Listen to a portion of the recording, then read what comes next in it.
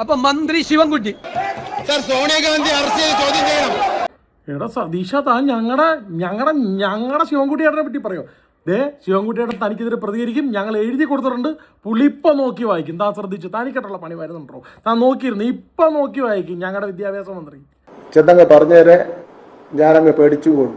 അതേ ഭാഷയിൽ അതേ രീതിയിൽ ഞങ്ങൾ തിരിച്ചു പറഞ്ഞാൽ സതീശൻ പേടിക്കില്ല എന്നുള്ളത്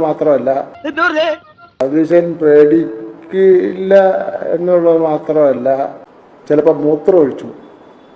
എൻ്റെ പൊന്നുമൊണ്ണേ, തനിക്ക് എഴുതി തന്നാലും നോക്കി വായിക്കാൻ പോലും അറിയാമല്ലോ. എന്നിട്ട് പറയുമ്പോൾ വിദ്യാഭ്യാസ മന്ത്രിയായി മാറിയിരിക്കുകയാണ്.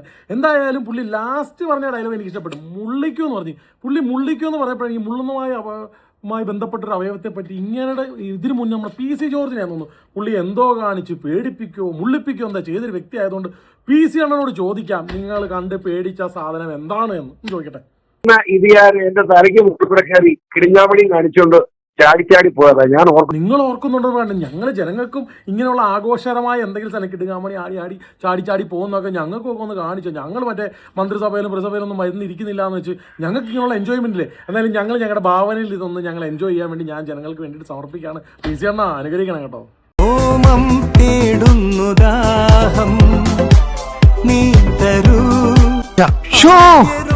മൂത്തൊഴിക്കാനായിട്ട് കിടിരുന്ന കാറ്റ് കൊണ്ട് തണുക്കുമ്പോ രണ്ടിറ്റ് പോയാലായി.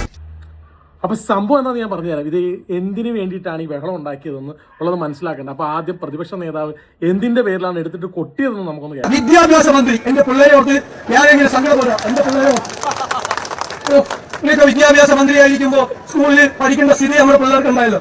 കഷ്ടമെന്നല്ലാതെ എന്താ പറയാൻ.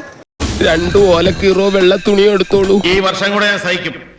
അടുത്ത വർഷം മുതൽ തലതെറിച്ചങ്ങളെ എവിടെങ്കിലും കൊണ്ട് കളഞ്ഞോണം.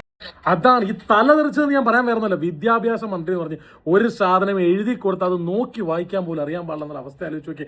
അവരാണ് നമ്മുടെ നാടിന്റെ വിദ്യാഭ്യാസത്തെ എങ്ങോട്ടേക്ക് പരമോന്നമായ ശൂന്യാകാശത്തോട്ട് എത്തിക്കാൻ വേണ്ടി ശ്രമിക്കുന്നതെന്ന് ആലോചിക്കുമ്പോൾ ലജ്ഞ തോന്നുന്നുണ്ട്. വേറൊന്നല്ല, ഈ ഒരു കാര്യം മന്ത്രിസഭയിൽ കയറി ഇരുന്നുകൊണ്ട് പറഞ്ഞൊരു കാര്യം. സംഭവം എന്താണെന്ന് വെച്ച് കഴിഞ്ഞാൽ സ്വർണം കട്ടത് ആരപ്പ എന്ന് ചോദിച്ചപ്പോഴത്തേക്ക് കോൺഗ്രസിന് തലക്കിടാൻ വേണ്ടിയിട്ട് മുതിർന്ന നേതാക്കന്മാരോട് പറഞ്ഞു സോണിയാഗാന്ധിയെ തപ്പിയാൽ മതി കിട്ടാനായിട്ട്. അപ്പോൾ ഇവിടെയുള്ള അവരുടെ കാര്യം ചോദിക്കുമ്പോൾ പറയുന്നത് കോടതി പറഞ്ഞിട്ടുണ്ട് ഇവിടെ ഒന്നും മിണ്ടാൻ പാടില്ല, ഞാനത് പറയാൻ പാടില്ല എന്നാണ് പറയുന്നത്. ആയിക്കോട്ടെ, പക്ഷേ വെറുതെ ഇരിക്കണം. സോണിയാഗാന്ധിയൊക്കെ പറഞ്ഞു ഇനി അവരാണോ സ്വർണം കട്ടത്? അല്ലെങ്കിൽ ഇതിനൊരു അതായത് ഞാൻ പറഞ്ഞു പിള്ളേർ LKG പിള്ളേർ അടി കൂടുമ്പോൾ പറയുന്ന പോലെ താകെ തള്ളക്കെ ചാപ്പ അടിച്ചു പോവും, മുള്ളിക്കും, ഞങ്ങൾ അങ്ങനെ ആണെങ്കിൽ പിപ്പിരി കാണിക്കുന്നു. എൻ്റെ പൊന്നു, നിങ്ങൾ വിദ്യാഭ്യാസ മന്ത്രി, നിങ്ങൾ കിൻഡർ ഗാർഡൻ മന്ത്രിയാവാൻ പറ്റിയ ഒരു വ്യക്തിയാണ് എന്ന് തെളിയിച്ചുകൊണ്ടിരിക്കുകയാണ്. എന്തായാലും പൊതുജനം പറഞ്ഞ തിലകൻ സാറിൻ്റെ ഡയലോഗ് ഇക്കൊല്ലം കൊണ്ട് പെട്ടിയും പ്രവർത്തകർക്ക് എടുത്ത് വിട്ടോണം, ഈ പരിസരത്ത് കണ്ടുപോകരുത്, പറഞ്ഞില്ല എന്ന് വേണ്ട. അപ്പോൾ ശരി, വോയിസ് ഓഫ് മലയാളിക്ക് വേണ്ടി ചേർന്ന് സൈനിങ് ഓഫ്. ആ പാട്ട് പൊളിച്ചില്ല.